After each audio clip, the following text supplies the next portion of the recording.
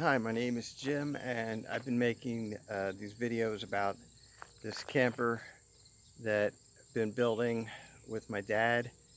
Um, I've been working on this for quite a while now, almost a year. Anyway, what I wanted to get to today was the solar. Half of it, half of it is installed and running, and so I just thought I'd show that. Um, Here's the camper. That's gonna go camper shell. It's gonna go on the back of my pickup truck, and so we're showing the solar. Uh, so here's four 100-watt 12-volt solar panels, and these four panels are wired in parallel.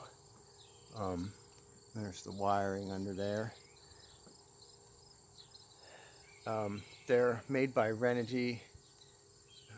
Seem quite efficient so far. In full sun, they're putting out uh, about 25, 26 amp hours or more on when they're putting out their full capacity. So uh, this solar array, call it solar array number one, is on the front here in front of the vent fan.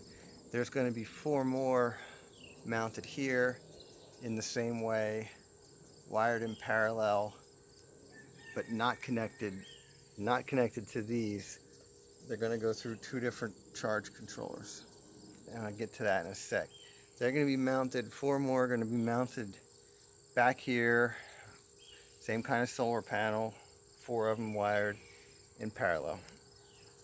So let's go to the inside and show what we've got going on here.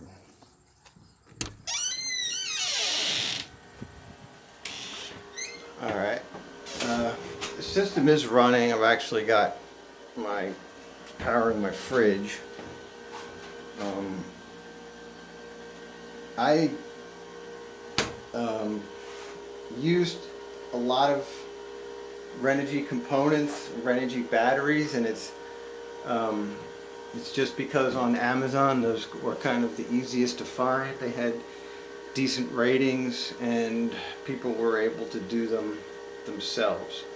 Um, my dad is responsible for this really gorgeous setup here. He's kind of like MacGyver with these electric things and with the building, and wouldn't be going on without him. So what we see here are four 100 amp hour hybrid gel batteries wired, also wired in parallel like the solar panels. These are 12 volt batteries. The solar panels are 12 volts. And then the solar panels, the array that's hooked up is, I'm using the Rover. This is the Renogy Rover, uh, the 40 amp model, and this charge controller, the four in the front, the four panels in the front are going to this charge controller, and this was fairly. What you do with this charge controller is you can pick the type of battery you use, and then it knows what type of boost charge to put in, what type of float charge to put in. Basically, because it's an MPPT charge controller, it senses what the batteries are at and what kind of charge it should put in. One nice thing to have with this is this battery monitor. It's also made by Renogy. It's trying to, I wish it would come in clearer than this. There we go. So this is kind of nice. It shows, so those batteries, four 100 amp hour batteries, are 400 amp hours on here, so you can see it's showing 397, so basically 100%. It's 397 out of 400. I've got the fridge running right now, and it's telling me, well, I'm out of the sun right now. It's late enough that the sun is not. The sun is on the other side of the building and not hitting the panels, so it's not putting out a lot. The solar panels are not right now putting out a lot of amps. And this is showing that the battery's at 12.9 volts and that it's losing about 2.2 amp hours. And this under the 100%, where it says 99.59, that's saying that it could power the fridge that's powering for 99 more hours. When it gets to 200,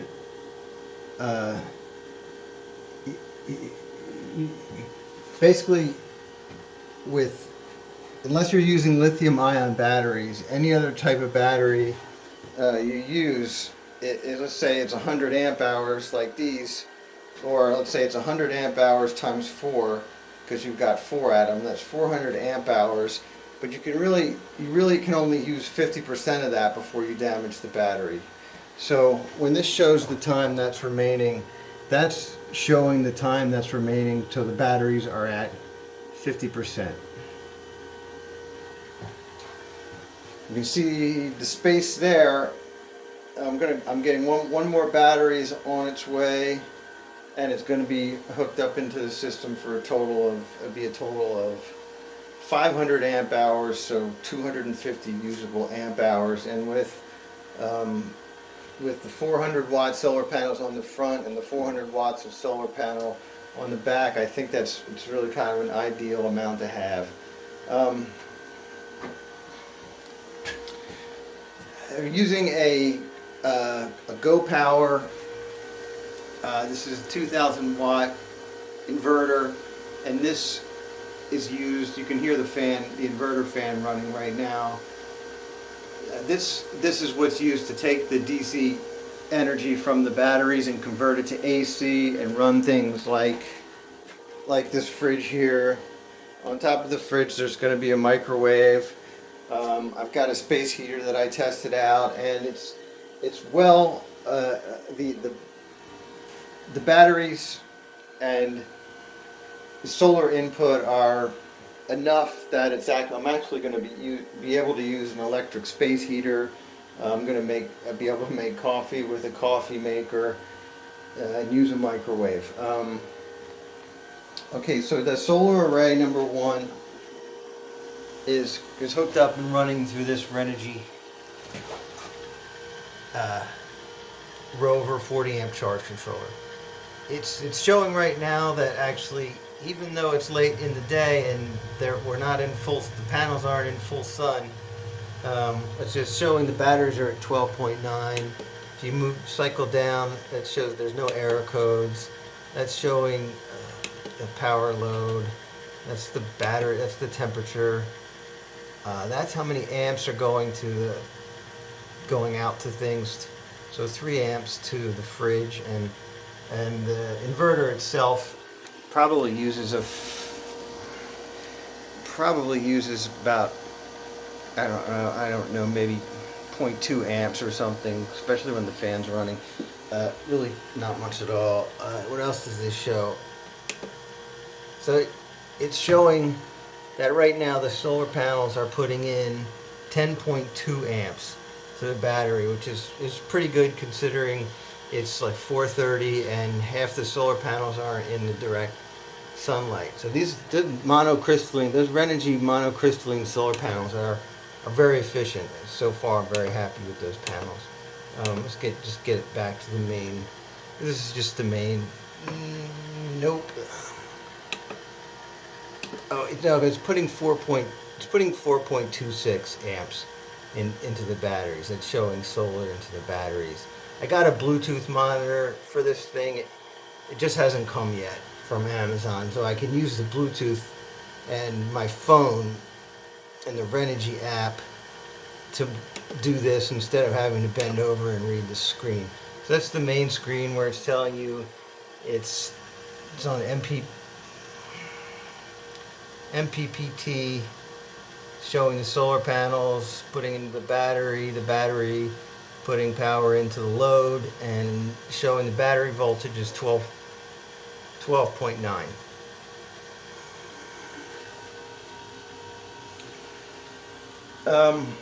This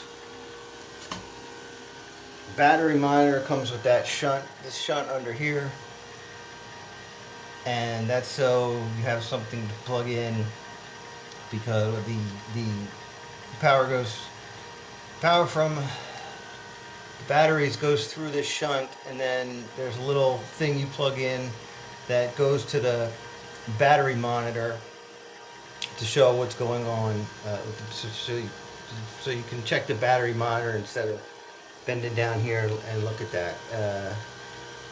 There's an aluminum bus bar for the grounds, and then that bus bar is actually is touching the steel angle that's underneath the bus bar, and then that steel angle is going to be bolted to the truck frame, so that everything is actually going to be grounded to the truck. Now this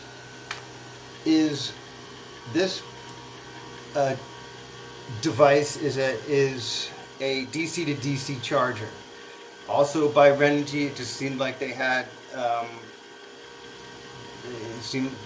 one on Amazon that seemed like a good price and was going to do what I wanted it to do, had decent ratings. This will be able to take the alternator. This wire is going to go out to the alternator of the truck, and so the truck, the energy, the amp hours that the alternator puts out are going to go through this DC to DC charger, and the batteries are going to be able to be powered by the alternator of the truck. And the other part of this DC to DC charger is that the solar panels that aren't on the roof yet are going to be wired through this charge controller. It's a DC to DC charger and a charge controller, and it's again the same deal. You set it to gel, and then so it's a 50 amp charger, and so it should be able to handle fine the load from the alternator and from the solar panels. And using these two charge controllers was a great way to use the two different solar arrays and put them into the batteries without overloading either one of these charge controllers, because you wouldn't really want to put 800 watts through the 40 amp charge controller or this DC to DC charge controller. So that's why basically two charge controllers, two different solar arrays, all going into these batteries. So there's another bus bar. That's the positive bus bar. So you can see the wiring is really kind of is a thing of beauty. These batteries are wired together in parallel, connected in parallel, and so there's switches I can turn on, can cut the load from the inverter, switches that cut the load from the battery. That switch over there, it's the cheap one, that would cut the load from the alternator if necessary. And then there's fuses, there's various fuses, and this is not a how-to video. I don't know, my dad, like I said, is some kind of MacGyver savant with this electrical stuff and with building this thing in general. So all the credit goes to them for this. It's really a beautiful setup. I'll just kind of show it. You know, if you're doing something like this with solar and batteries, and I'll just kind of show, you know, what's going on here. How these are in parallel. This is welding wire. I think I'm not sure what gauge it is. Welding wire is a great wire to use because it's multi-strand and bendable. And if you're moving in a camper, the thing, it's gonna, you want a little give, because things are gonna be shaking around. So, here's, I'll try to show this. That's the bus bar down there for the groundings. And this is the bus bar up here for the positives. That is a circuit breaker, a 400 amp fuse. It's a 400 amp fuse from the batteries to the inverter, so the inverter doesn't get some kind of weird surge. It's a little bit maybe overdone, but that's where my dad is. So there's the positive coming into the inverter, the ground going out, and then the ground from there goes all the way behind the batteries, comes out there and is ground to that bus bar. So just, if you're working on a system like this, I'll just film all this so you could, pause it if you want to see a specific thing, and how things are wired. If you have any questions, go ahead and ask them on this YouTube thing, and then I'll relay them to my dad and try to answer your question. Yeah, just one more battery to add, and then 4 more solar panels on the back, and then connecting up the DC to DC charger with the second solar array on one side and the truck alternator on the other. And this is going to turn out to be a very robust solar system. Like I said, it'll be able to power a fridge, a microwave, a space heater when I need it. This is just a rocker switch panel that's been installed. This is like switch for the water pump. It shows the voltage. That's going to be the dimmer switch. This is the dimmer switch for the recessed lights. Like this switch, so that switch turns on one of the main lights in the camper. Let's see. The wiring for that is here. Again, and then fuse box there. It's a Blue Sea Systems fuse box. So that these are all the DC loads, like the vent fan and that light there, the water pump, the recessed lights that aren't installed yet are all going to go through that DC fuse box. And most of I don't have a rocker switch for the vent fan, but this would be for the water pump. So that's for that. Not sure what that's for yet. One of the main lights, and then this also has a kind of cool the USB charger, and there's 2 USB chargers. That one likes to show the voltage too, even though it shows the voltage a little bit lower, 12.9. This